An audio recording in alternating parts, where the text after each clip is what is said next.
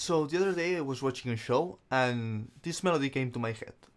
Dun dun dun dun dun dun dun dun dun dun dun dun dun dun. And I thought, let's make a song out of it.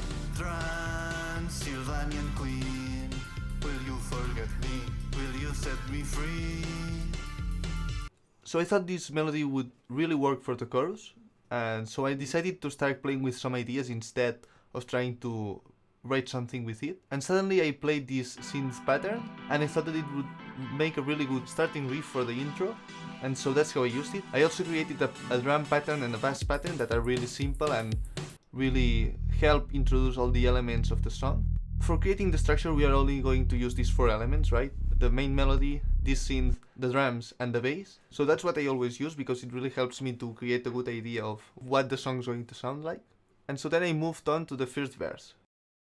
So the goal of the first verse is to develop what's already been heard on the introduction of the song. So I created this main melody that develops what the synth was playing before, and actually the synth will continue to play what it was playing. So one thing stacked over the other will really help push the song forward. And the drums are going to stay the same, but the bass is going to add a little bit more of intensity because the long notes were really getting slow here. So that will offer a sensation of novelty.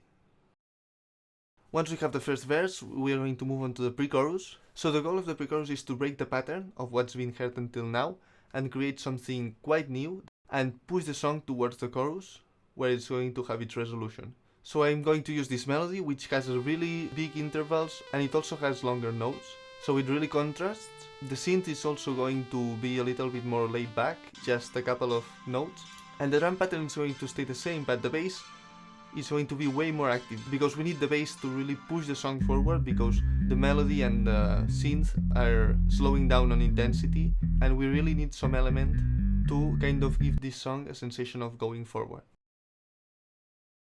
So with that all made, we arrive to the chorus and that's where we are going to use the melody that we heard in the beginning.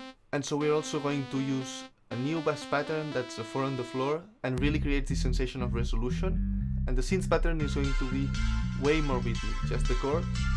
And this really tells the listener that we are home and helps the melody to be more memorable. And lastly, we are also going to add some hi-hats to the drums because until now they have always done the same, and this will really add some more intensity to the chorus.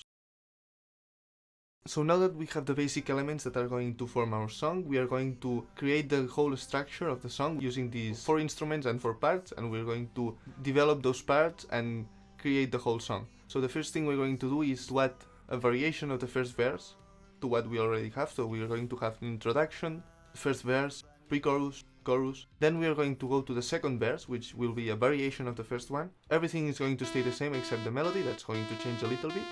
And then we're going to repeat the pre-chorus and chorus.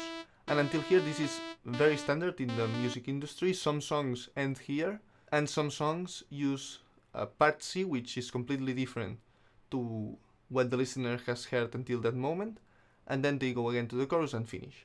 But we are going to do a variation of the pre-chorus. So this is something quite new that I haven't heard any other song do, but I thought that our first pre-chorus had a lot of potential, and it was way different to the other elements of the song, so I decided to use a variation of it instead of a part C, and play again the verse. Once we arrived to this point, we could finish the song, but since we are using this strange structure that has a second pre-chorus, I thought that it would be fun to use again the first verse combined with the second pre-chorus. So we are going to go again to the first verse, second pre-chorus, which is a variation of the first one, so it's not something that the listener has heard yet, but it's a variation of what the listener has heard. And then we're going to go to the verse, which will really create a sense of resolution to the whole song. And this way the listener has heard all elements at least a couple of times except the second verse, and it really creates a sense of completeness. So with all that done, I realized that the pre-chorus weren't different enough to the rest of the elements of the song, so I decided to change the drum pattern, and I slowed it down quite a lot. And this is how I created the structure of the song. So if you want to listen to it, the video will appear here in the screen somewhere, and I hope you like this video. See you next time. Transylvanian queen, will you just suck my blood and live without me?